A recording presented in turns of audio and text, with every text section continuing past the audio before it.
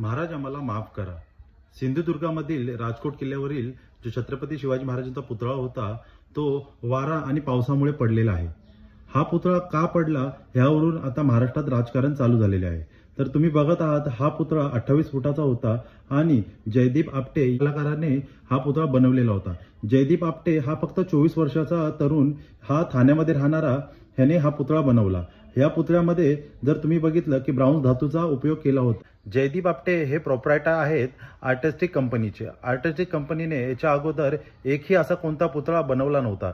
तरी सुद्धा ह्या कोणताही अनुभव नसताना ह्या कंपनीला एवढे मोठे काम कसे देण्यात आले, सर्वात पहिला हा प्रश्न उठतो। दुसरी गोष्ट आहे की हा पुतळा 3 डायमेन्शन प्रिंटिंगच्या आधारावरती बनवण्यात आलेला आहे आणि असे टोटल 650 पार्टमध्ये हा पुतळा विभागलेला होता आणि त्यांना एकत्र करून हा पुतळा उभारण्यात आलेला आहे। या पुतळ्याचे काम जून 2023 मध्ये चालू झाले, डिसेंबर 2023 मध्ये कंप्लीट झाले। एवढ्या कमी कालावधीमध्ये इतक्या भव्य पुतळ्याचे काम कसे झाले आणि कोणाच्या सांगण्यावरून एवढी घाई होती ह्याची आता खूप जोराने चर्चा चालू झालेली आहे।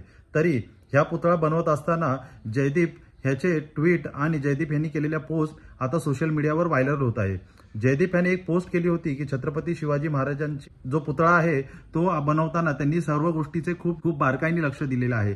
फेसबुकवरती पोस्ट केली होती, त्यामध्ये त्यांनी दाखवलेले आहे की छत्रपती शिवाजी महाराजांच्या डोक्यावरती एक खून आहे। ती खून कृष्णा भास्कर कुलकर्णी यांनी केलेली आहे आणि त्याच्यावरती कमेंट आलेले आहेत मिस्टर सहस्त्रबुद्धे यांनी केलेला आहे, तू खूप चांगल्या प्रकारे डिटेलिंग केलेली आहे। ही डिटेलिंग ह्या प्रकारे आहे की छत्रपती शिवाजी महाराजांच्या अंगावरती एकच खून होती आणि ती म्हणजे त्यांच्या माथ्यावरती। आणि हा मी पहिला पुतळा असा बघत आहे की ज्याच्यावरती ही डिटेलिंग टाकण्यात आलेली आहे आणि ह्यावरतून आता जातीचे वातावरण आपल्या महाराष्ट्रामध्ये राजकारण चालू झालेले आहे। आदरणीय श्री रामसुतार साहेब यांनी बनवलेले जितकेही महाराष्ट्रांचे किंवा महापुरुषांचे पुतळे आहे आजही दिमागात सर्वीकडे उभे आहेत। तर माझी सरकारला आणि इतर सर्व जनतेला एवढीच विनंती आहे, ह्यापुढे जर सरकार ह्या प्रकारचे पुतळे ह्या महाराष्ट्रात उभारण्याची प्रयत्न करत असेल तर कृपा करून अनुभवी व्यक्तींना ह्या गोष्टी द्याव्यात, जेणेकरून आपल्या महापुरुषांचा अपमान होणार नाही। कारण की ह्या प्रकारे जर पुतळे असे पडत राहिले तर ह्या प्रकारे आपली जी कामं करण्याची दर्जा आहे तीही पडत आहे, हेही लक्षात ठेवावे। त्यामुळे सर्वांना विनंती आहे, ह्याचे राजकारण न करता ज्या काही गोष्टी आहेत ते लवकरात लवकर सॉल्व्ह करून महाराजांचा एक भव्य पुतळा उभारावा। जय शिवराय।